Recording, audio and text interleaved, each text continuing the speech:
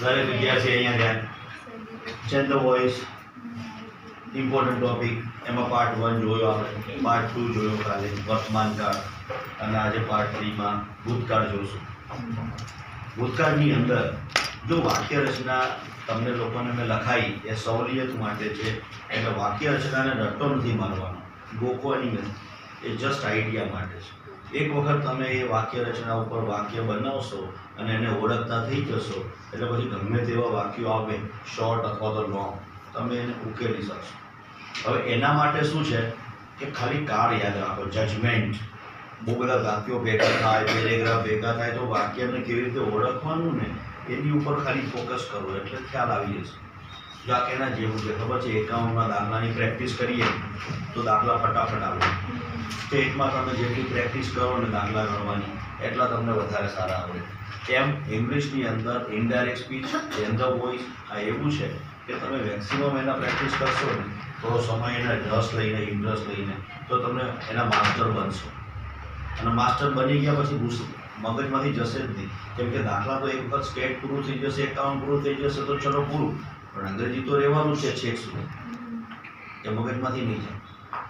એટલે ખાસ તમે પ્રેક્ટિસ જે છે એ ઇમ્પોર્ટન્ટ છે. હવે ભૂતકાળ જોઈએ ડિયર સ્ટુડન્ટ્સ આપણે. હવે ભૂતકાળની અંદર સિમ્પલ પાસ્ટ ટેન્સ, સાદો ભૂતકાળ, એમાં આપણે હકાર વાક્ય. હકાર વાક્યની અંદર કર્તા હશે, ભૂતકાળનું રૂપ. પહેલામાં શું આવતું હતું? SKES લાગતો હતો. હવે અહીંયા ભૂતકાળનું રૂપ V2, પછી કર્મ, અન્ય શબ્દ. પેસિવ વોઇસમાં જવું છે તો કર્મને આગળ લઈ લો. કર્મને આગળ લઈ કર્મને જુઓ એક વચન છે કે બહુવચન, એ પ્રમાણે શું લેવાનું? પહેલામાં શું લેતા હતા? Very good. પછી તરત ભૂતૃદન મૂકી દો. ઓકે. અને પછી બાય, કરતા, અન્ય શબ્દ. આ હકાર વાક્ય રચના.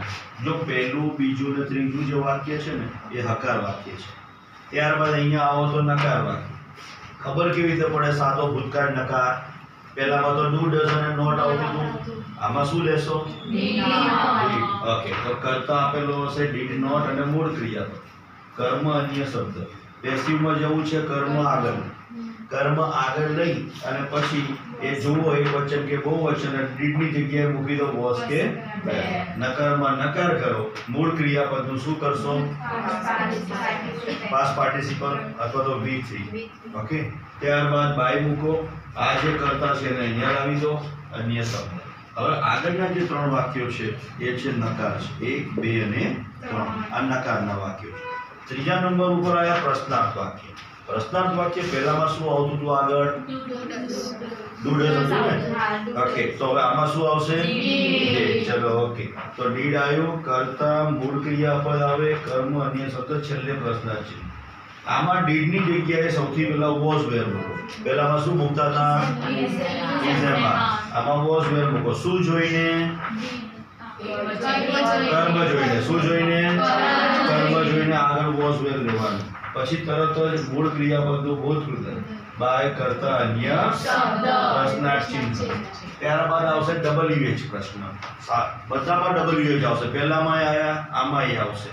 ઓકે. હવે આમાં જોવાનું WH પ્રશ્ન. WH પ્રશ્ન ત્યાંનો ત્યાં લગે એક્ટિવ વોઇસમાં WH પ્રશ્ન, પછી ડીડ આપેલું હશે તો જ ખબર પડશે સાદો ભૂત ચાલે છે. ત્યારબાદ કર્તા, મૂળ ક્રિયાપદ, કર્મ, અન્ય શબ્દ, પ્રશ્નાર્થ ચિહ્ન. હવે આનું પેસિવ કરવું છે તો આ બંનેની જગ્યા ફિક્સ છે, એક્ટિવમાં અને પેસિવ WH. પણ ફરી પાછું કર્મ જોવા. કર્મ એક વચન છે કે બહુવચન એ પ્રમાણે અહીંયા નક્કી કરો. વોઝ કે વેર. ડીડની જગ્યાએ વોઝ કે વેર. પછી ભૂતકૃદંત, આનું ભૂતકૃદંત. બાય, કરતા, અન્ય શબ્દ, પ્રશ્નાર્થ. હવે હું વાળા છેલ્લા વાક્યો ભૂતકાળમાં. પહેલામાં હું આવે, આમાં હું આવે. પહેલામાં SKES લાગતું હતું ને આમાં ભૂતકાળનું રૂપ છે. ઓકે. તો હું, ભૂતકાળનું રૂપ, કર્મ, અન્ય શબ્દ, પ્રશ્નાર્થ. હવે પેસિવ કરો તો હુંનું શું કરી દેવાનું? કર્મ જોઈને ફરીથી કર્મ જોઈને વોઝ કે વેર. કર્મ પછી સીધું આ ભૂતકાળનું હતું, અહીંયા શું થઈ ગયું? સીધું ભૂતકૃદંત, અન્ય શબ્દ, પ્રશ્નાર્થ ચિહ્ન. હવે એક્ઝામ્પલ જુઓ તો પહેલું જે વાક્ય છે આપણું કે ભાઈ પૂજા. તો પૂજા અહીંયા આપેલું છે 8, આઈસ્ક્રીમ યસ્ટરડે. ખબર પડી જાય સાદો ભૂતકાળ છે. ઓકે.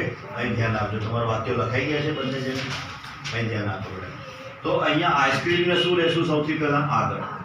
તો આઈસ્ક્રીમ એક વચન છે આઈસ્ક્રીમમાં, એટલે આની જગ્યાએ શું થયું? આનું ભૂતગુણ શું થયું? Eaten by yesterday. હવે I paid the bill last night. છે સાદો ભૂતકાળ paid. pay નું શું કરેલું છે? paid. તો કર્મ આગળ લઈ લો. The bill was paid by me last night. ત્રીજું વાક્ય જુઓ, સેલિબ્રેટેડ છે. શું છે? સેલિબ્રેટેડ છે ને, તો કર્મ શું છે અહીંયા? તો એને આપણે આગળ લઈશું. The birthday party was celebrated by last week. Okay ભાઈ, હકાર પૂરા થયા, ચાલુ થયા નકાર. Principal did not call his parents yesterday. કર્મ આગળ લઈ લો. Parents where આવશે? શું આવશે? where નકારમાં આવશે. ભૂત કુંતલ શું કરશો? called કોના દ્વારા? પ્રિન્સિપલ ક્યારની વાત ચાલે છે? yesterday. ચલો, did not અને મૂળ ક્રિયા પર. he did not climb up the shelf. shelf એટલે માળિયું થાય. છજુ માળિયું હોય ને ઘરમાં કે કોઈ પણ જગ્યાએ, એને shelf કહેવાય. ઓકે, તો the shelf આપણે આગળ લઈએ.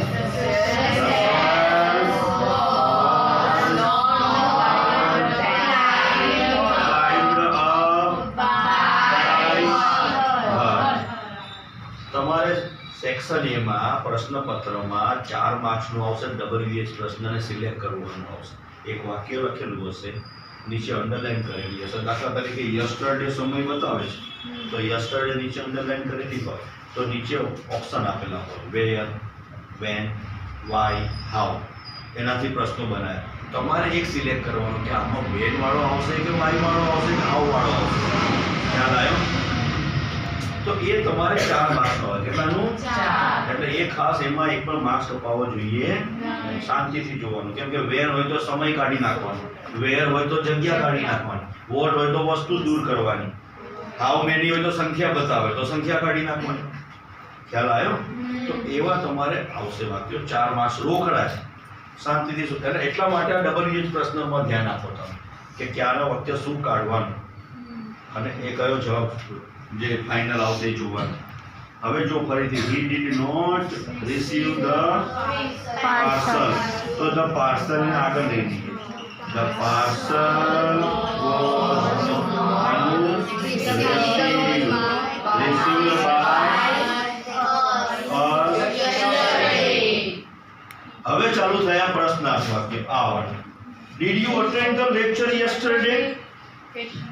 તો કોણ છે? લેક્ચર છે. લેક્ચર એક વચન બહુ વચન?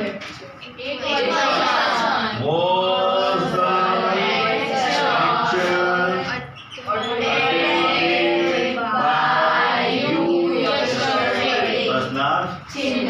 તો આ થયા પ્રશ્નાર્થ સુધીના વાક્ય. અને આના પછી WH જોઈએ અને WH પછી હું વાળા વાક્ય. Okay, thank you everybody. હા, એ જોઈએ.